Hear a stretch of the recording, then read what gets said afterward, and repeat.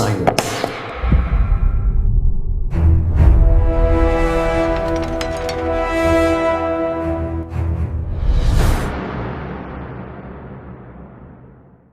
ஆண்டவராகிய இயேசு கிறிஸ்துவின் நாமத்தினாலே வார்த்தையை வெல்லும் இந்த நிகழ்ச்சிக்கு உங்களை அன்பாய் வரவேற்கிறோம். இந்த நிகழ்ச்சியில் எப்பவும் போல் நம்ம கூட ஃபெய்த் வந்திருக்காங்க. சில மிக முக்கியமான விஷயங்கள் பொதுவாக இந்த நிகழ்ச்சியில் நாம் சகோதரிகளை குறித்து பெண்களை குறித்தான மிக முக்கியமான விஷயங்கள் பார்த்துக்கிட்டே இருந்தோம். இப்போ கொஞ்சம் பொதுவாக மிக முக்கியமாக ஆண்டவர் எங்களுக்கு கொடுத்த பாரத்தின் அடிப்படையில் யூத்ஸை பற்றி பேசலாம் அப்படின்னு சொல்லி நாங்கள் தீர்மானித்தோம். ஆண்டவர் அதுக்கு உதவி செய்தார்.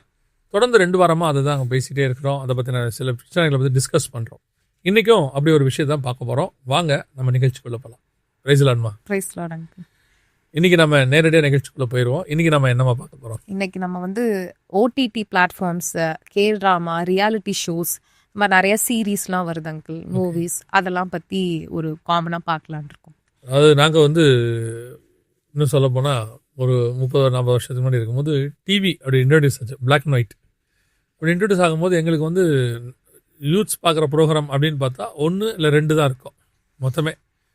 அப்புறம் கொஞ்சம் ஒரு 10-15 வருஷம் கழித்து ப்ரைவேட் சேனல்ஸ் வர ஆரம்பிச்சிச்சு.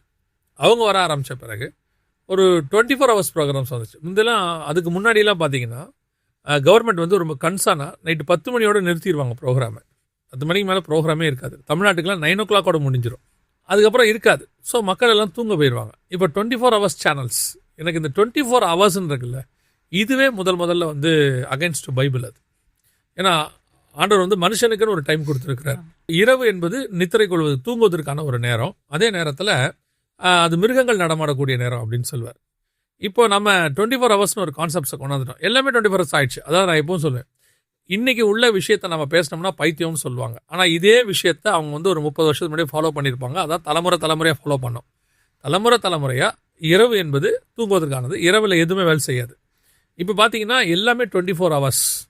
டிவி 24 ஹவர்ஸு, அப்புறம் ப்ரோக்ராம்ஸ் 24 ஹவர்ஸு, சாப்பிட்றது 24 ஹவர்ஸு, எல்லாமே 24 ஹவர்ஸ் ஆகிடுச்சு. நாங்கள் இருக்கோம்ல, நாங்கள் இந்த 2ஐயும் பார்க்குற ஜென்ரேஷன் 1970s 2026 வரைக்கும் இருக்கும்ல, ஒரு நல்ல ஜென்ரேஷனையும் அதே ஜென்ரேஷன் சீரழிஞ்சு போய் எப்படி இன்றைக்கி வேர்ல்டு இருக்குன்றதையும் 2த்தையும் பார்க்குறதுக்கான ஒரு இடத்துல நாங்கள் இருக்கோம். இப்போ நாங்கள் அப்படியே மாறி வரும்போது நான் பார்க்குறேன், இந்த ஓவராக இந்த சேனல்ஸ் வரும். அப்போது சம்டைம்ஸ் என்ன செய்யணும்னு கேட்டிங்கன்னா, நமக்கு ஆண்டனான்னு ஒன்று வச்சுருப்பாங்க. ஆண்டனாவில் வெளிநாட்டு சேனல் வரும். 1-2 அப்படி கிராஸ் ஆகும். உடனே கீழே மேலே ஒருத்தர் ஆண்டனாவை திருப்பிக்கிட்டு இருப்பார், கீழே தெரியுதான்னு பாருப்பார். இந்த வெளிநாட்டு சேனலில் பார்க்குற ஆர்வத்தை அந்த நேரத்தில் வர ஆரம்பிச்சிச்சு. அதுக்கப்புறம் பார்த்தீங்கன்னா அந்த வெளிநாட்டு சேனல்களெல்லாம் உள்ளே வர தொடங்குச்சு. அப்போ தான் அதுவும் ஒரு லிமிட்டில் வச்சுருந்தாங்க, சென்சார் போர்டு அப்படின்னு சொல்லி. இப்போ பெரும்பான்மையாக ஓடிடிஸ்க்கு சென்சார் கிடையாது. அதனால் எது வேணாலும் உள்ளே போடலாம் அப்படிங்கிற இடத்துக்கு வந்த பிறகு அது எனக்கு இதில் பெரிய விஷயம் என்னென்னா, இது தப்புன்னே அவங்களுக்கு தெரியல. அது ஏன்னா கொஞ்சமாக விஷத்தை பாடியில் ஒரு குறிப்பிட்ட அளவு ஏற்றிக்கிட்டே இருந்தோம்னா நம்ம பாடி விஷமாக மாறிடும் அப்படின்னு சொல்லுவாங்க, கேள்விப்பட்டிருக்கேன் நான். அந்த மாதிரி இவங்க கொஞ்சமாக இந்த விஷத்தை ஏற்றினதுனால இன்றைக்கி இது தப்புன்னே அவங்களுக்கு தெரியல. அப்புறம் என்ன பண்ணாங்கன்னா, அதோட இவங்களுக்கு கிடைச்ச ஒரு பெரிய டூல் தான் மொபைல். ஒரு டிவியை உட்காந்து பார்த்தா, ஒரு டிவியில் வீட்டில் உட்காந்து தான் பார்க்கணும். அவங்க பார்க்குறத பெற்றோர் பார்க்க முடியும், அல்லது எல்லாரும் பார்க்க முடியும். அதில் சைல்ட் லாக்கு இப்படிலாம் நிறைய இருந்தது. இப்போ என்ன ஆயிடுச்சுன்னா, அடுத்த சீர்கேடு என்ன அப்படின்னா ஃபோன். இந்த ஃபோனுடைய உச்சம் எங்கே போயிடுச்சு அப்படின்னா, இவங்க வேர்ல்டில் உள்ள மொத்தம் அவங்க கைக்கு கிடைக்கிது. மனுஷன் கண்டுபிடிக்கிறது நன்மை தீமை 2 இருக்குது. இந்த நன்மை தீமை அதில் தீமை தான் ரொம்ப அதிகமாக இருக்கும், எப்போவுமே நன்மை குறைவாக இருக்கும். ஸோ அந்த தீமை அதிகமானதில் இந்த ஓடிடி பிளாட்ஃபார்ம்ஸ் அதில் ஒரு பெரிய பங்கு வகிக்குது. நிறைய பேர் என்ன சொல்கிறாங்கன்னா, உலகளாவிய காரியங்கள் நம்ம பார்க்க முடியும், வேர்ல்டு வைடு உள்ளதை நம்ம பார்க்க முடியும் அப்படின்றாங்க. நான் எப்போவுமே விரும்புவேன். அதாவது நான் நம்புறது ஒன்று என்னென்னா, எனக்கு தேவையானது மட்டும்தான் நான் பார்க்கணும். எல்லாத்தையும் பார்க்க வேண்டிய அவசியம் எனக்கு இல்லை. ஆமாம், எல்லாத்தையும் நான் பார்க்கணுன்ற அவசியம் எனக்கு இல்லவே இல்லை. எனக்கு என்ன தேவையோ அதை நான் பார்க்க வேண்டியது தான் அவசியம். அது இப்போது ரொம்ப ஓவராக ஓடிடியில் போய் ஓடிடி தான் இன்றைக்கி இருக்கக்கூடியதான யூத்ஸை ரொம்ப டிஸ்ட்ராக்ட் பண்ணுற விஷயங்கள்ல நம்பர் 1 இருக்குன்னு நான் நினைக்கிறேன். சரி, ஓடிடியில் நம்ம என்னம்மா பார்க்க போகிறோம்? நீங்கள் சொன்ன மாதிரி இன்டர்நேஷ்னல் மூவிஸ் அவைலபிலிட்டி இருக்குது, இன்டர்நேஷ்னல் சீரீஸ் அவைலபிள் இருக்குது, ரியாலிட்டி ஷோஸ் அவைலபிள் இருக்குது. அது பர்டிகுலர்லி பார்த்தீங்கன்னா ட்ராமா அப்படின்றது இதுக்குள்ள சம்மந்தம் கொஞ்சம் இதுக்குள்ள வரும். பட் ஆனால் ட்ராமான்றது இது யூத்ஸ்குள்ள ஒரு பெரிய அப்சஷன் மாதிரி, அடிக்ட் அடிக்டிவ். அதை சொல்றாங்க, அது அடிக்டிவா தான் இருக்கும். அடுத்தடுத்த சீரீஸ் பார்க்கணும், அடுத்து என்ன நடந்துச்சு பார்க்கணும்னு தூண்டுற வகையா இருக்கும் அங்கிள். இதுல நான் இப்ப அதிகமா நான் பாக்குறது என்னன்னா, இப்ப நம்ம மூவி பார்க்க கூடாதுன்னு சொன்னா ஜென்சிஸோ இல்ல இந்த காலத்துல இருக்கவங்க யாரும் கேட்க மாட்டாங்க. ஏன் பார்க்க கூடாதுன்னு சயின்டிபிக்கா சொல்லுங்க அப்படின்லாம் சொல்லுவாங்க. நீங்க சொன்ன மாதிரி இந்த 24 hours நீங்க மட்டும் சொல்லல அங்கிள், இது டாக்டர்ஸ் சொல்றாங்க. தயவு செய்து நைட்டு தூங்குங்க. நீங்க நைட் முழிச்சிருந்தீங்கன்னா நீங்க உங்களே கொல்றீங்க. எவ்வளவோ உடம்பு முடியாம இப்போ ஹார்ட் அட்டாக் வர்றதுக்கு இத்தனை % ஹை ஆகும், ஸ்ட்ரோக்கு கேன்சர் வர்றதுக்கு ஹை ஆகுது சான்சஸ், நம்ம நைட்டு கொஞ்சம் எவ்வளோ தூங்காம இருக்கோமோ. ஸோ இப்போ இது நீங்க சொல்றத இப்போ டாக்டர்ஸ் சொல்றாங்க தயவு செய்து தூங்குங்க அப்படின்னு சொல்லிட்டு. ஒரு பெரிய டாக்டர்மா, அவருடைய தானே அவரு எல்லாமே நம்முடைய இந்தியன் பாடிக்கு ஏற்ற மாதிரி பேசுகிறவர். அவர் சொல்றாரு நைட்டு 10-11க்கு மேலே மார்னிங் 3க்குள்ள நம்ம கண்ணுக்குள்ள மெலோனில்னு ஒன்று சுரக்கணும். அது என்ன செய்யும்னு கேட்டால் ஆன்டி கேன்சர் கண்டென்ட் போடாது. அது இயற்கையாக தான் சுரக்குமா, எதை வச்சு சுரக்க வைக்கவே முடியாது. அது எப்போ சுரக்கும் அப்படின்னா நைட்டு 10 மணி 11 மணிக்கு மேலே நம்ம கண்ணை மூடி இருட்டில் படுத்து தூங்கும் போது அது சுரக்குமா. 3 மணி வரைக்கும் தான் அது சுரக்குமா, அதுக்கு மேலே சுரக்காதுன்னு அவர் சொன்னதை நான் கேட்டேன். பர்டிகுலராக அவர் சொல்கிறாரு அந்த டயத்தில் நீங்கள் தூங்கி தான் ஆகணும் அப்படின்னு அவர் சொல்கிறாரு. மெலட்டோனின் தான் தூக்கத்துக்கு ரொம்ப இம்பார்ட்டண்ட்டான ஒரு ஹார்மோன். நீங்க சொல்ற மாதிரி எல்லா டாக்டர்ஸும் இதை அப்படி சொல்ல ஆரம்பிச்சிட்டாங்க. அதனால தான் நம்ம இப்போ யங்ஸ்டர்ஸ்க்கு நைட்டு தூங்குங்க அப்படின்றத சொல்றீங்க நீங்க. 24 hours it's not a good thing அப்படின்னு சொல்லிட்டு. அடுத்து பாத்தீங்கன்னா இந்த ஓடிடி இந்த பிளாட்ஃபார்ம்லாம் ரொம்ப ரொம்ப தப்பா ஒன்று போய்கிட்டு இருக்குன்னா, பாவத்தை ரொம்ப அழகா நார்மலைஸ் பண்ண ஆரம்பிச்சிட்டாங்க அங்கிள் இந்த காலத்துல. LGBTQ தப்பு கிடையாது, அடல்ட்ரி சீட்டிங் பண்றது தப்பு கிடையாது, இது உன்னோட human nature. Satanic worship try பண்ணி பார்க்கலாம், அக்கல்ட் ஒரு மாதிரி இதெல்லாம் நீ பண்ணி பார்க்கலாம், ஆஸ்ட்ராலஜி பிலீவ் பண்ணு, மேனிஃபெஸ்டேஷன் பிலீவ் பண்ணு. இதெல்லாம் ரொம்ப அழகா இது மனித இயல்பு அப்படின்ற மாதிரி ஒரு அழகா கொண்டு வராங்க. அதை இப்ப பாக்குற யங்ஸ்டர்ஸ் இப்ப அவங்களுக்கு நல்லா தெரியும் தப்பு அப்படின்னு. ஆனா இன்னும் ஒரு 15 to 20 yearsல நம்ம சைக்காலஜிக்கலா இது எப்படி தப்பா இருக்க முடியும் அப்படின்னு கொஸ்டின் பண்ற அளவுக்கு ஆரம்பிச்சிட்டாங்க. இப்போ இம்மாரல் லைஃப்ங்கிறது தப்பு இல்லைங்கிற இடத்துக்கு. ஏன்னா ஒரு நாட்டில் நான் பார்த்தேன், சட்டம் கொடுத்துருக்காங்க. அது அந்த நீதிபதியெல்லாம் அறிவோடு தான் அதை செஞ்சாரா, அதில் அறிவு இல்லாமல் செஞ்சாரான்னு நமக்கு தெரியாது. அவர் சொல்கிறாரு, தவறான உறவோடு இருக்கிறவங்கள நம்ம தப்புன்னு சொல்ல முடியாது, அவங்களோட வாழ விரும்பினா நம்ம அவங்கள விட்டுறணும், அவங்கள ஃபோர்ஸ் பண்ணி கொண்டு வரக்கூடாது அப்படின்னு சொல்கிறாரு. இது எப்படி நியாயப்படும்ங்கிறது எனக்கு புரியவே இல்லை. இது ஒரு நீதிபதி கொடுக்குற தீர்ப்பாக இருக்குது. அப்போது நல்லா கவனித்து பார்த்தீங்கன்னா இன்றைக்கி சட்டங்களும் நம்பும்படியாக இல்லை, தீர்ப்புகள் நம்பும்படியாக இல்லை. அப்போ இதை மீடியா கையில் எடுத்துக்கிட்டு ஒரு தவறான ஒரு வாழ்க்கையோ அல்லது தவறானதான ஒரு காரியம், நீங்கள் சொன்ன மாதிரி LGBT எல்லாமே இருக்குது, இதை சரி அப்படிங்கிறத ப்ரொபகண்டா பண்ணுற வேலையை இப்போ மீடியா பண்ணிக்கிட்டு இருக்கு. இன்றைக்கி மீடியா கிட்ட இருக்க ஒரு பெரிய பவர், அது ஒரு நாட்டோடையதான எல்லாத்தையும் மாற்றக்கூடிய அளவில் இருக்குது. மீடியாவுக்கு ஒரு நாள் அவ்வளோ பவர் இல்லாமல் இருந்தது, ஆனால் இன்றைக்கி மீடியாவுக்கு அந்த பவர் இருக்குது. அப்போது அந்த மீடியாவும் பயங்கர பொறுப்பாக இருக்கணும். ஆனால் பல நாடுகளில் மீடியா பொறுப்பாக இல்லை, ஒன்லி கமர்ஷியலாக இருக்குது.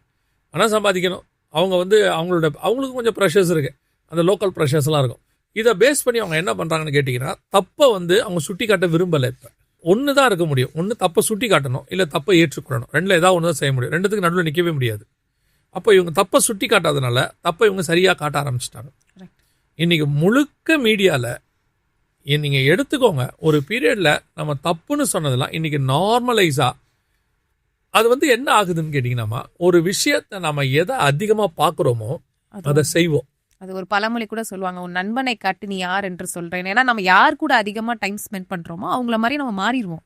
அது யூஸ்வலாக இப்போ இந்த பழமொழி இன்னைக்கு உள்ள ஜென்ரேஷன் தெரியுமா தெரியாது. ஆனால் இன்னைக்கு உள்ளவங்களுக்கு சொல்லணும்னு சொன்னால், இவங்க எந்த ஒரு கேரக்டரை அதிகமாக பார்க்குறாங்களோ அந்த கேரக்டர் மாதிரி பேசுகிறாங்க. அது சினிமா கேரக்டரோ ஏதோ ஒன்று, ஒரு ஃபுட்பாலோ அல்லது ஒரு கிரிக்கெட் பிளேயரோ, யாரை இவங்க அதிகமாக ரொம்ப இம்ப்ரெஸ் இவங்களை பண்ணுறாங்களோ அவங்கள மாதிரி இவங்க முடிவு வெட்டிப்பாங்க, எல்லாம் பண்ணிப்பாங்கல்ல. அதே மாதிரி ஆக்டிவிட்டீஸும் வரும். நான் ஸ்கூல் படிக்கும்போது அப்போது ஒரு பெரிய நடிகர், சினிமா நடிகர், ரொம்ப உச்சத்தில் இருந்தார். அவருக்கு 2 பக்கமும் வெளுக்க விழுந்துருச்சு. இந்த பையன் என் கூட அந்த அவருடைய ஃபேன், அவன் ஒரு 10வது படிக்கிற பையன், 2 பக்கமும் போய் ஷேவ் பண்ணிட்டு வந்துட்டான். கிளாஸ்க்கு வரும்போது ஷேவ் பண்ணிட்டு வந்திருக்கான். அப்போ டீச்சரும் கேட்குறாங்க, என்னடா அது இப்படி இருக்குன்னா, இல்லை தலைவர் அப்படின்னு. அவன் அந்த அளவுக்கு அவங்களுடையதான ஒரு இம்ப்ரெஷன் அவங்க பண்ணுறாங்கல்ல, இன்ஃப்ளூயன்ஸ் ஆகுது உள்ளுக்குள்ள. இது மட்டும் ஆகலை, அவங்களோட கேரக்டர்ஸும் ஆகுது. கட்டாயம் நீங்கள் யாரோடைய கேரக்டர் நீங்கள் அதிகமாக ஃபாலோ பண்ணுறீங்களோ அவங்களோட கேரக்டர் உங்களுக்குள்ளே வரும். நான் எப்போவும் சிம்பிளாக சொல்லுவேன், ஃபாதர் பெர்கமன் ஸ்பாட்டை நீங்கள் டெய்லி கேட்டிங்கன்னா உங்களுக்குள்ள வந்து ஒரு ஸ்பிரிச்சுவல் காரியம் வருது. சிஸ்டர் சாரா நவரோஜமா கேட்டிங்கன்னா ஒன்று உள்ள வருது இல்லை?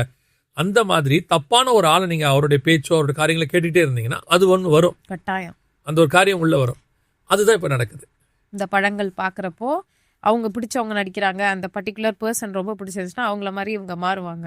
ஊழியக்காரங்களும் அந்த மாதிரி ஆகுறாங்க. இப்போ எனக்கு அதான் ஆச்சரியம். சினிமா நடிகர்களை ஃபாலோ பண்ணுற ஊழியக்காரங்க இருக்காங்க, அரசியல்வாதியை ஃபாலோ பண்ணுற ஊழியக்காரங்க இருக்காங்க. ஆக்சுவலாக எலியாவை தான் ஆகா ஃபாலோ பண்ணணும், யோவான் ஸ்நானனை தான் ஏரோது ஃபாலோ பண்ணணும், இயேசு கிறிஸ்துவை தான் ராஜாக்கள் ஃபாலோ பண்ணணும் இல்லையா? இன்னைக்கு என்ன நடந்துகிட்டு இருக்குன்னு பார்த்தீங்கன்னு சொன்னால், ஊழியக்காரர்கள் கூட சினிமா நடிகர்களையும் அரசியல்வாதிகளையும் ஃபாலோ பண்ணுற இடத்துக்கு வந்ததுனால அவங்க விசுவாசி எப்படி இருப்பாங்க? அவரை ஃபாலோ பண்ணுறவங்க அவரை மாதிரி தானே இருப்பாங்க. அந்த ஸ்பிரிட் இங்கே வரும் தானே. இது அவங்களுக்கு புரியவே மாட்டேங்குது. அப்போ அவங்களுக்குள்ள இருக்கிற யூத்ஸ் எப்படி இருப்பாங்க?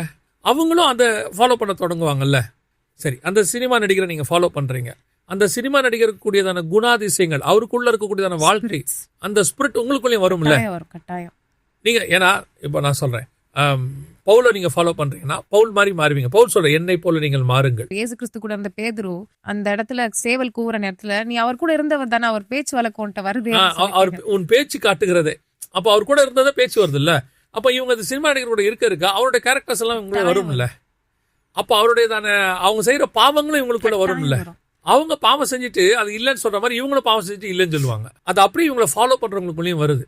இன்னொன்று இந்த இருதயத்தை ஃபாலோ பண்ண, உன் ஹார்ட் உனக்கு என்ன சொல்லுதோ அதை கேட்டு நீ செயல்படு அப்படின்றது நிறைய டிஸ்னி மூவிஸ்லயா இருக்கட்டும், கார்ட்டூன்ஸ்ல இருந்து இந்த மாதிரி ஹாலிவுட், இந்த ஓடிடி பிளாட்ஃபார்ம்ஸ், கே ட்ராமா எல்லாத்துலயுமே இது ஒரு ஒரு சென்டர் பாயிண்டா வச்சுக்கலாம். இந்த ஹார்ட்டை ஃபாலோ பண்ண அப்படின்றது இது பிப்ளிக்கல் வேல்யூக்கும் பிப்ளிக்கல் தியாலஜி எல்லாத்துக்குமே எதிர்ப்பான ஒரு கோட்பாடு. இது அதாவது உன் இருதயம் என்ன சொல்லுதோ அதை ஃபாலோ பண்ணு. அதை அவங்க ஒரு ஸ்லோகனா அல்லது ஒரு பஞ்ச் டயலாக் மாதிரி சொல்றாங்க எல்லா இடத்துலயும். அப்படிதானே சொல்றீங்க? ஆக்சுவலா பைபிள் படி இருதயத்தை ஃபாலோ பண்ணக்கூடாது. இருதயத்தின் நினைவுகள் கேடுள்ளது திருக்குள்ளதுமா இருக்கிறது, மகா கேடுள்ளதுமா இருக்கு. அது ஒரு இதுவா சொல்லுவாங்க. நான் என் மைண்ட் என்ன சொல்லுதோ அதை தான் செய்வேன், என் இருதயத்துக்கு கரெக்டா இருக்கும். அது சுயநீதி. நாம தேவ நீதிக்குள்ள வந்துட்டோம். நமக்கு சொல்லிக் கொடுக்கறது தான் பைபிள் இருக்கு. உள்ளுக்குள்ள ஆவியானவர் இருக்கிறார். ஆவியானவர் சொல்றதை நம்ம கேட்கணும். அப்போ இது டெட்லி அகைன்ஸ்ட் பைபிள் இல்லையா? இது ஒரு இவாஞ்சலிஸ்ட் ரொம்ப அழகா ஒரு இவாஞ்சலிஸ்ட் சொன்னாங்க. அவங்க என்ன சொன்னாங்கன்னா, அவங்க பிள்ளைங்க எல்லாருமே கொஞ்சம் சின்ன சின்ன பசங்க. அப்போ கார்ட்டூன், டிஸ்னி மூவிஸ் எல்லாமே அவங்க பார்ப்பாங்க. சில விஷயங்கள் நம்மளால தடுக்க முடியாது. ஆனா அவங்க 2 பேரையும் அவங்க குழந்தைங்களை கூப்பிட்டு வச்சுட்டு அவர் என்ன சொல்வாருன்னா, இந்த மாதிரி பிப்ளிக்கல் வேல்யூஸ் எல்லாத்தையுமே அழகா அவங்க குழந்தைங்களுக்கு சொல்லி கொடுத்துட்டு, அவங்களுக்கு ஃபேமிலிக்குன்னு ஒரு வேல்யூஸ் இருக்கும் அங்கிள், அதை எல்லாமே சொல்லி கொடுத்துட்டு அனுப்பிடுவாரா. நீங்க இந்த கார்ட்டூன், இந்த டிஸ்னி மூவி எதுலையாச்சும் பைபிளுக்கு அகெயின்ஸ்டா ஏதாவது இருந்தா அப்பாட்ட சொன்னா அப்பா உங்களுக்கு $1 கொடுப்பேன் அப்படின்னு சொல்லிடுவாரா. இப்ப இந்த குழந்தைங்க என்ன பண்ணுவாங்கன்னா, இந்த மாதிரி ஃபாலோ யர் ஹார்ட் அப்படின்னு சொல்றப்ப அப்பா இந்த மூவில ஃபாலோ யர் ஹார்ட்னு சொல்றாங்க, இந்த கார்ட்டூன்ல சொன்னாங்கன்னா அவங்க அப்பா அந்த $1 கொடுப்பாரு. எண்ட் ஆஃப் த இயர்ல அந்த பிள்ளைங்க கிட்ட $160, $260 அளவுக்கு காசு இருக்கேன்னா அவங்க குழந்தைங்களுக்குள்ள இருதயத்துக்குள்ள அது போய் பதிஞ்சிருது அங்கிள். எப்படின்னா, பிள்ளையாண்டானை நடத்த வேண்டிய வழியிலே நடத்த அவன் முதிர் வயதிலும் கைவிடாதிருப்பான் பைபிள்ல தெளிவா இருக்கு. அப்ப இந்த குழந்தைங்க இது தப்பு கரெக்ட்னு சொல்லி அவரை கம்ப்ரஸ் பண்ணாம அவங்களுக்கே செல்ஃப் அவேர்னஸ் வர வைக்கிறாரு அந்த இவாஞ்சலிஸ்ட். அந்த கான்செப்ட் எனக்கு ரொம்ப பிடிச்சிருந்தது. அவங்களே அவர் யோசிக்க வைக்கிறாருன்றது. ஒவ்வொரு தகப்பனும் தாயோ தன் பிள்ளைகளை, இப்ப அவருடைய மோட்டிவ் தன் பிள்ளையை காப்பாத்துறது கட்டாயம். ஏன்னா மீடியா கோலியாத்து பேர் நிக்குது, இப்ப பெருசா நிக்குது. சமஸ்த இஸ்ரவேலும் பயப்படுற அளவுக்கு இன்னைக்கு சர்ச்சஸ், ஊழியக்காரங்களே மீடியாவுடைய இன்ஃப்ளூயன்ஸை பார்த்து பயப்படுறாங்க. இது இந்த அளவுக்கு உள்ள வருது அப்படின்ட்டு. நான் என்னுடைய ஆங்கிள் வேற. நான் எப்படி எடுப்பேன்னா, கோலியாத்து நிற்பான், அவன் கையில் ஒரு பட்டயம் இருக்கும், அதை எடுத்து அவன் தலையை வெட்டணுன்றது தான் காட்ஸ் பிளான். அதனால தான் தாவீது ஓடி சென்று அவன் பட்டயத்தை எடுத்து அவன் தலையை வெட்டினார். அதே மீடியாவை எடுத்து அதே பிசாசுக்கு அகைன்ஸ்டாக நம்ம யூஸ் பண்ண முடியும். ஆனால் அதுக்கும் ஒரு லிமிட் இருக்கு. அதுக்கப்புறம் தாவீது என்ன பண்ணுவார்னா, வெட்டிட்டு அந்த கத்தியை தூக்கிட்டே அலைய மாட்டார். நம்ம உடனே அந்த மீடியாக்குள்ளேயே இன்ஃப்ளூயன்ஸ் ஆக ஆரம்பிச்சிருவோம். உடனே அவர் எங்கேயோ தூக்கி போட்டுருவார், அது எருசலேமில் கொண்டு வச்சுட்டாருன்னு இருக்கும். அதுக்கப்புறம் பார்த்தீங்கன்னா ஒரு நாள் ஆசாரியன்ட்ட கேட்பாரு, அந்த உங்கள்கிட்ட ஏதாவது பட்டயம் இருக்காருன்னு, நீ இந்த கோலியாத்தை ஜெயிச்சியே அந்த பட்டயம் இருக்குன்னா அதை கொண்டா அப்படிம்பார். அதுக்கப்புறம் அப்போ தாவீதுகிட்ட அது இல்லைன்னு அர்த்தம். கோலியாத்தை ஜெயிச்ச பிறகு அந்த பட்டயம் அவன்கிட்ட இல்லை அப்படின்னா என்ன அர்த்தம்? தேவையான அளவுக்கு மீடியாவை பயன்படுத்தி மீடியாவிலிருந்தே கர்த்தரை நம்ம என்ன செய்ய முடியும், உயர்த்த முடியும், பிசாசை ஜெயிக்க முடியும். இதெல்லாம் நம்ம பண்ணலாம். ஆனால் இன்னைக்கு இப்போ இந்த இவர் சொல்கிறார் இல்லையா, அந்த நீங்கள் சொன்ன எவாஞ்சலிஸ்ட் தன்னுடைய பிள்ளைகளை இந்த மீடியாவிலேருந்து காப்பாற்றுறதுக்கு அவர் சொல்கிறாரு, ஒரு நல்ல ஒரு என்ன சொல்ற ப்ராக்டிஸ். நம்மளால ஒரு லிமிட்டுக்கு மேலே பிள்ளைகளை இப்போ என்ன பண்ண முடியல, கண்ட்ரோல் பண்ண முடியல. அதான் நிதர்சனமான உண்மை. ஏன் அப்படின்னு கேட்டிங்கன்னா, ஒரு பீரியடில் ஃபோன் பார்க்காத அப்படின்னு நம்ம சொன்னோம்னா அவங்க ஃபோன் பார்க்க மாட்டாங்க. ஆனால் இப்போது ஸ்கூல்லையே காலேஜ்லேயே ஃபோன் கொடுக்க சொல்கிறாங்க. சரியா, கொடுக்க சொல்கிறாங்க. இப்போ என்ன ஆகுது அப்படின்னு கேட்டிங்கன்னா, நீங்கள் ஃபோன் கொடுக்க வேண்டிய கட்டாயத்துக்கு வரும்போது ஆட்டோமேட்டிக்காக அதில் எல்லாமே இருக்குது. ஒரு சிலர்லாம் என்ன பண்ணுறாங்க, கொஞ்சம் ஒருபடி மேலே போய் இப்போ என்ன தேவையோ அதை மட்டும் ஃபோனில் பார்க்குற மாதிரி பண்ணிவிட்டு மிச்சம் எல்லாத்தையுமே நீங்கள் வந்து பேரண்டல் கைடன்ஸில் போட்டு லாக் பண்ண முடியும். சில நாடுகளில் வந்துட்டு இப்போ போன எபிசோடில் பேசணும், சில நாடுகளில் வந்து அபோவ் 15-16 வந்து தான் பயன்படுத்தணும், மீடியா வரைக்கும் பயன்படுத்தாதபடி பண்ணி வச்சுருக்காங்க. ஆனால் இப்போ இங்கே நம்ம அப்படி பண்ண முடியறதில்ல. பிள்ளைகளுக்கே ஆன்லைன், ஸ்கூல் பிள்ளைகளுக்கே ஆன்லைன் பாடமெல்லாம் இப்போ வாட்ஸ்அப்பில் தான் வருதுன்னு வச்சுக்கோங்களேன். ஸோ அப்படி இருக்கும்போது இதை மாதிரி பேரண்டல் கைடன்ஸ் பண்ணலாம். இதில் இன்னொரு ட்ராபேக் இருக்குது, அதையும் நம்ம இந்த இடத்துல ரிஜிஸ்டர் பண்ணணும்.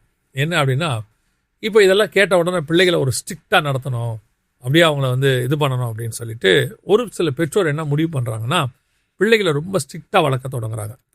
ஸ்ட்ரிக்டாக நான் எப்போ நான் சொல்லணும்னா, பிள்ளைகளை வந்து நீங்கள் கண்டிப்பாக நடத்துங்க, ஆனால் சாந்தத்தோடு நடத்துங்கன்னு சொல்லி பவுல் எழுதுறாரு. அப்போ நீங்கள் கண்டிக்கிறது சாந்தத்தோடு தான் இருக்கணும். ஸ்ட்ரிக்டாக இருங்க, அதே நேரத்தில் டிக்டேட்டராக இருக்காதீங்க, சர்வாதிகாரியாக இருக்காதீங்க, ஆனால் கண்டிப்பாக இருங்க. அதில் வந்து மெயின் பேஸ் என்னவாக இருக்கணும், அன்பு தான் இருக்கணும். அன்பு கண்டிப்பு ரெண்டும் இருந்தால் அது சரியாக இருக்கும். இங்கே அன்பு இல்லை. நிறைய பெற்றோரை நான் பார்க்கும்போது பிள்ளைகளை எப்படி பார்க்குறாங்கன்னா, ஒரு அக்யூஸ்டை பார்க்குற மாதிரி பார்க்குறாங்க. என்ன பண்ணேன், ஏது பண்ண, என்ன பேசிகிட்டு இருக்க, யார்கிட்ட பேசியிருக்க, என்ன பண்ணிட்டு இருக்க. இப்போ இவங்களோட நோக்கம் என்னென்னா, பிள்ளையை நம்ம கண்டிச்சிட்டோம், பாதுகாத்துட்டோம் அப்படின்னு. அந்த பிள்ளைகள் தான் அதிக தப்பு செய்யுது. கரெக்ட். நார்மலாக ஒரு ஃப்ரெண்ட்லியாக இருக்கிற பிள்ளைகளை விட ரொம்ப ஸ்ட்ரிக்டாக கண்டிப்பாக இறுக்கி பிடிக்கிற பிள்ளைகள் இருக்குல்ல, அது தப்பு செய்யுது. நான் சொல்கிற ஸ்டாட்டிஸ்டிக்ஸ் வந்து spiritual statistics all over the world நான் சொல்கிறேன். ரொம்ப ஸ்ட்ரிக்டாக இருக்கிற அப்பா அம்மாவுடைய ஸ்பிரிச்சுவல் பிள்ளைகள் தப்பு நிறைய செய்யுது. ஆனால் அது அப்பா அம்மா ஸ்ட்ரிக்டாக இருந்தாங்க அப்படிங்கிறத அது புரிஞ்சுக்கிறதுக்கெல்லாம் ரொம்ப காலம் ஆகுது, அதுக்குள்ளே தப்பு பண்ணிடுது. ஏன்னா அவங்க வந்து எப்படின்னா, இவங்களை ஏமாத்தி என்னெல்லாம் பண்ணலான்றத நல்லா கற்றுப்பாங்க அவங்க. அதுதான் பிரச்சனை. இவங்க எவ்வளோ வேலி போடுறாங்களோ அதை தாண்டறதுக்கு என்ன வழின்றதை அவங்க யோசிக்கிறாங்க. நான் என்ன சொல்கிறேன்னா, நீங்கள் ஸ்ட்ரிக்டாக இருங்க, ஆனால் அவங்களே அந்த ஸ்ட்ரிக்டை விரும்புகிற அளவுக்கு ஸ்ட்ரிக்டாக இருக்கணும். மற்ற எல்லா விஷயத்துலையும் நீங்கள் அன்பாக இருக்கணும், ஃப்ரீயாக இருங்க. ஆனால் எங்கே ஒரு விஷயத்தில் இவங்க என்ன பண்ணுறாங்கன்னா, எல்லாத்துலேயும் அது ஆகும்போது என்ன ஆகுதுன்னா, பிள்ளைகளுக்கு அப்பா அம்மா மேலே ஒரு வெறுப்பு உண்டாகுது. இப்போ இருக்குது, நான் சொல்கிறத வந்து எத்தனை பெற்றோர் ஏற்றுக்கொள்கிறாங்க ஏற்றுக்கொள்ளலன்னு எனக்கு தெரியாது. ஆனால் இன்னைக்கு ஸ்பிரிச்சுவல் பிள்ளைகளில் பெரும்பான்மையானவங்களுக்கு அப்பா அம்மா மேலே ஒரு சின்ன வெறுப்பு இருக்குது. என்னென்னா, ஓவர் ஸ்ட்ரிக்ட். நீங்கள் சர்ச் கூப்பிட்டு போங்க, அது கண்டிப்பாக சர்ச்சுக்கு வரணும். ஃபேமிலி ப்ரேயரில் உட்கார வைங்க, அது கண்டிப்பாக. மொபைலில் அவங்க என்ன பார்க்குறாங்க, எதாவது பேசுகிறாங்க, அதெல்லாம் பாருங்கள். அதே நேரத்தில் சந்தேகப்படாதீங்க. நீங்கள் ஸ்ட்ரிக்ட் பண்ணுறதுனால அவங்க தப்பு பண்ணுறாங்க. அதுக்கப்புறம் இவங்க என்ன தெரியுமா சொல்கிறாங்க, ஒரு நாள் அந்த தப்பை கண்டுபிடிச்சிட்டு, நாங்கள் இதனால தான் அன்றைக்கி இவ்வளோ ஸ்ட்ரிக்ட் பண்ணோம். நான் சொல்கிறேன், நீங்கள் ஸ்ட்ரிக்ட் பண்ணதுனால தான் அவன் தப்பு பண்ணான். மலை ஏறுவாங்க, ஏறுறதுக்கு ஒரு தைரியம் என்னன்னு கேட்டிங்கன்னா, அவங்ககிட்ட ஒரு கயிறு ஒன்று, ரோப் ஒன்று போட்டு ஒரு இடத்துல லாக் பண்ணியிருப்பாங்க. விழுந்தாலும் அவங்க சாக மாட்டாங்க அப்படிங்கிற இடத்துல தான் அந்த இதயத்துவம். அந்த அளவுக்கு நம்ம என்ன கொடுக்கணும், அவங்களுக்கு ஃப்ரீடம் கொடுக்கணும். ஃப்ரீடம்ன்றதுனால சில அப்பா அம்மா ஃப்ரீடம்ன்றதுனால, எனக்கு தெரிஞ்ச ஒருத்தர் வந்து ஃப்ரீடமில் பையனுக்கு எல்லா ஃப்ரீடம் பண்ணி கொடுத்துட்டார். ரூம்குள்ளேயே போக மாட்டார், ஒரு நாள் ரூம்குள்ளே போனால் உள்ளுக்குள்ளே எல்லாமே அசுத்தமான காரியங்களாக கிடக்கு, புக்ஸு, சீரீஸு. அந்த காலத்தில் நான் சொல்கிறேன். அப்போ பையனை கேட்டதுக்கு பையன் சொன்ன வார்த்தை என்னென்னா, ரூம் விட்டு வெளியே போனா, ஏன் ரூம்குள்ளே நீயா வந்த அப்படின்னு கேட்டான். ஸோ இது நான் இந்த ஸ்ட்ரிக்ட்னஸ் சொல்லலை, இந்த லிபரல் அதான் சொல்லலை. ஃப்ரீயாக இருக்கணும், அதான் லிமிட். இதைத்தான் ஆவியார் அவர் சொல்லி தருவார். நான் சொல்றேன், எல்லாருக்கும் ஒரே ஃபார்முலால ஒரே அளவில் அளக்க முடியாது. இது வந்து காம்ப்ளெக்ஸ், ஒவ்வொரு ஃபேமிலி ஒவ்வொரு மாதிரி இருக்காது. அவங்க அப்பா அம்மா வளர்ந்த விதம்னு ஒன்று இருக்கு, அவங்க எப்படி வந்தாங்கன்னு இருக்கு, அதை பேஸ் பண்ணி தான் தாம் பிள்ளைங்கிட்ட அவங்க இருப்பாங்க. ஆனால் இவங்க என்ன புரிஞ்சுக்கணும்னா, இந்த மாற்றம், இவங்க இருந்துட்டு வந்த ஜென்ரேஷன் வேற, இவங்க வளர்க்கப்பட்ட ஜென்ரேஷன் வேற. இப்போ இவங்க பிள்ளைய வளர்க்க வேண்டிய ஜென்ரேஷனில் வந்து வேறையா இருக்கு. நம்ம ஊரில் எங்களுக்கு நான் படித்தது கோயட் ஸ்கூல் தான். ஆனால் 2 பேரும் பேசினாலே அடி பின்னிடுவாங்க மாஸ்டர்ஸ் எல்லாம். பார்த்தாலே என்ன பார்த்தா அந்த பக்கம் திரும்பினேன் அப்படின்ற காலம். இப்போது 2 பேராக சைக்கிளில் போயிட்டு சைக்கிளில் வராங்க. ஆனால் அன்னைக்கு அவளை ஸ்ட்ரிக்ட் பண்ணும்போது 2 பேர் பேசினாங்கன்னா தப்பாக தான் மேக்ஸிமம் பேசுவாங்க, 90%. ஏன்னா அவளை ஸ்ட்ரிக்ட் இருந்துச்சு. இப்போது 90% ஃப்ரெண்ட்லியாக தான் இருக்காங்க. 10% தப்பு நடக்குது இல்லைன்னு சொல்லலை, ஃப்ரெண்ட்லியாக தான் இருக்காங்க. அப்போது இந்த புரிதலில் வந்து அப்பா அம்மாவுக்கு வர்றதுக்கு கஷ்டமாக இருக்குது. இப்போ கரெக்ட், என்ன அன்றைக்கி அப்படி பண்ணாங்க, சரி இன்றைக்கி இப்படி ஃப்ரீயாக விட்டுட்டாங்க, ரைட், அடுத்து ஐயோ அவங்க தப்பு பண்ணிடுவாங்களோ, நடந்துருமோ அப்படின்ற ஒரு கான்செப்ட். அந்த ஆவியானோட துணையோட அந்த கரெக்டாக அவங்க கயிறு பிடிச்சி வச்சுக்கிட்டாங்கன்னா எல்லாமே சரியாக தான் இருக்கும். ஆனால் நம்ம பார்க்க வந்தது மீடியாவை தான் இல்லையா? சரி, இதிலேருந்து உங்களுடைய ஐடியா சொல்லுங்கள். இந்த மீடியாவிலேருந்து யூத்ஸை என்ன நீங்கள் என்ன நினைக்கிறீங்க, உங்களோட மைண்ட் செட்? நீங்கள் சொன்ன மாதிரி இது கர்த்தர் தான் அந்த பேரண்ட்ஸ்க்கும் குழந்தைங்க எல்லாருக்குமே அந்த ஞானத்தை கொடுக்கணும். ஒவ்வொரு ஃபேமிலிக்கும் அந்த ஒவ்வொரு விதமான ஞானத்தை வந்து கர்த்தர் கட்டளையிடுவார்னு விசுவாசிப்பாங்க. நெக்ஸ்ட் வந்து இந்த ஓடிடி பிளாட்ஃபார்ம் இதெல்லாம் நான் வந்து பார்க்காதீங்கன்னு நான் சொல்ல மாட்டேன். ஏன்னா ஜென்சிஸ்ட நம்ம எப்படி பேசினாலும் பார்க்காதீங்கன்னா அதில் என்ன தப்பு இருக்குன்னு கேட்பாங்க. நம்ம இப்பயே சொல்லிட்டோம் என்னென்ன தப்பு காட்டுறாங்கன்னு. இது என்னன்னா நீங்கள் எப்பயுமே சொல்லுவீங்க சைக்காலஜிக்கலாக போய் அந்த கான்ஷியஸ்னஸ்குள்ளே போயிடுவாங்க. அதை உங்களால் ரொம்ப ஆள் மனசில் இருக்கும். அது நம்ம எவ்வளோதான் அட்வொகேட் பண்ணாலும் அவங்களுக்கு ஒரு 15 to 20 இயர்ஸ் கழிச்சு இல்லை எல்ஜிபிடிக்குலாம் பாவம் அவங்களும் மனுஷன் தானே அப்படி சொல்லி அந்த ஒரு டார்கெட் உங்கள் இருதயத்துக்குள்ளே வரும். எண்ட் ஆஃப் த டே நான் என்ன சொல்ல வரேன்னா, நீங்கள் ரசிக்கப்பட்டு பார்ன் அகெயின் பிலீவராக இருக்கீங்கன்னா மோஸ்ட்டாக நான் சொல்கிறது வந்து இதெல்லாம் பார்க்கவே கூடாதுன்றது தான் நான் சொல்லுவேன். அப்படியும் மீறி நான் வந்து அந்த சினிமோட்டோகிராஃபிக்காக பார்க்குறேன், அந்த ஃபோட்டோகிராஃபிக்காக பார்க்குறேன், ஹாலிவுட்டில் அப்படி எடுத்திருக்காங்க, அந்த மாதிரி நிறைய பேர் சொல்லி நான் கேள்விப்பட்டிருக்கேன். அப்போது அது நீங்கள் பார்க்குறீங்கன்னா தயவு செய்து சூஸ் வாட் யூ வாட்ச். இப்போ நம்ம பிள்ளைங்க நிறைய பேர் மீடியா படிக்கிறாங்க. அது சவுண்ட் இன்ஜினியரிங் படிக்கிறாங்க, கொஞ்சம் பேர் வந்து வீடியோ எடிட்டிங் படிக்கிறாங்க, கொஞ்சம் பேர் சினிமாட்டோகிராஃபி படிக்கிறாங்க. நம்ம அப்பா அம்மா வந்து என்ன மோட்டிவில் அதை படிக்க வைக்கிறாங்கன்னா நாளைக்கு மினிஸ்ட்ரிக்கு யூஸ் ஆகணும் அந்த ஒரு தாட்டில் தான் அவங்க படிக்க வைக்கிறாங்க. நான் இவங்களை கூட ஒரு இந்த மீடியாவில் 20 வருஷமாக இருக்கிறதுனால நான் என்ன பார்த்தது என்னென்னா, இவங்க இந்த மீடியாக்குள்ளே போகிறாங்க, நல்ல எண்ணத்தில் தான் போகிறாங்க. போகும்போது என்ன சொல்லி போகிறாங்கன்னா ஆண்டவருக்கு இதை யூஸ் பண்ண போகிறேன்னு சொல்லி தான் போகிறாங்க. ஆனால் அவங்க வந்த உடனே இவங்களுக்கு இங்கே எக்ஸ்போஷர் இல்லை. இங்கே வந்துட்டு ஒரு பாட்டு போகிறாங்க, எல்லாம் பண்ணுறாங்க இல்லையா? எல்லாருக்கும் கிடைக்கிற ஆப்பர்ச்சுனிட்டி இவங்களுக்கு கிடைக்கிறதில்ல. ஒரு சிலருக்கு நல்ல ஆப்பர்ச்சுனிட்டி கிடைக்கிது, ஆனால் நல்ல ரெவென்யூ இருக்கான்னு பார்த்தா ரெவென்யூ கிடைக்காது. ஏன்னா மினிஸ்ட்ரி ஓரியன்டாக இருக்கும், ரெவென்யூ இருக்காது. அதே நேரத்தில் இங்கே போகும்போது இவங்களுக்கு ஃபேம் இருக்குது, நேம் இருக்குது, அதே நேரத்தில் ரெவென்யூ இருக்குது. இப்போ இவங்க என்ன நினைக்கிறாங்கன்னா, என்னுடைய டேலண்ட்டை யூஸ் பண்ணுறதுக்கு எனக்கு ஒரு என்ன இல்லை, பிளாட்ஃபார்ம் இல்லை. எனக்கு டேலண்ட் இருக்குது, காட் கொடுத்துருக்காரு, அதான் சொல்கிறேன். அதை யூஸ் பண்ணுறதுக்கு என்ன இல்லை, ஒரு பிளாட்ஃபார்ம் இல்லை. ஸோ நான் என்ன செய்கிறேன், இந்த மாதிரி பிளாட்ஃபார்முக்கு போனால் என்னோடய டேலண்ட்டை நான் நிரூபிக்கலாமே அப்படின்னு தான் இவங்க போய் மாட்டுறாங்க. அதில் நீங்கள் சொன்னீங்கல்ல சினிமோட்டோகிராஃபி பார்க்கறதுக்காக ஒருத்தர் பார்க்குறாங்கன்னு. இவங்கெல்லாம் ஏன் பார்க்குறாங்கன்னா அதை நான் அந்த ஞானத்தை வளர்த்துக்கிறதுக்கு அப்படின்னு நினைக்கிறாங்க. அந்த ஞானம் விருதா. ஒரு நாள் அந்த ஞானம் வந்து இவங்களை கொண்டு போய் என்ன செஞ்சிடும்னா உலகத்தில் கொண்டு போய் தள்ளி பாவத்துக்குள்ளே கொண்டு போய் தள்ளிடும். நம்ம ஒரு மியூசிக் போட்ட பீத்தோவன் நம்ம சொல்கிறோம், எவ்வளோ பெரியதான ஒருத்தரை பற்றி சொல்கிறோம், சிம்ஃபோனி இதெல்லாம் சொல்கிறோம். போட்டவரெல்லாம் மறக்கப்பட்டு போனார்கள். ஒரு நாள் இன்றைக்கே ஒரு நாள் யாரோ ஒருத்தர் நினைவு கூறப்படுவார்கள், மற்றபடி அது அவ்வளோதான். ஆனால் தேவனால் நினைவு கூறப்படுகிறவன் தான் பரலோகம் வரைக்கும் போகிறான். இந்த ஸ்பிரிச்சுவல் தாட் வந்து கர்த்தருக்காக உழைக்கிறவனை அவன் இங்கே ஃபேமுக்கோ நேமுக்கோ காசுக்கோ எதுக்குமே செய்ய மாட்டான். நான் செய்கிறது மினிஸ்ட்ரி.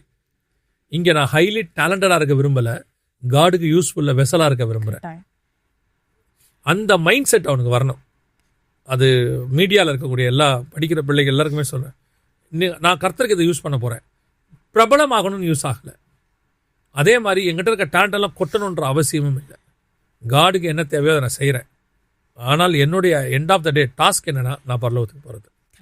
அந்த மைண்ட் செட்டோடு அவன் அந்த மீடியாவை கையாண்டானா மீடியாங்கிற கத்தி அவனை கிழிக்கவே கிழிக்காது.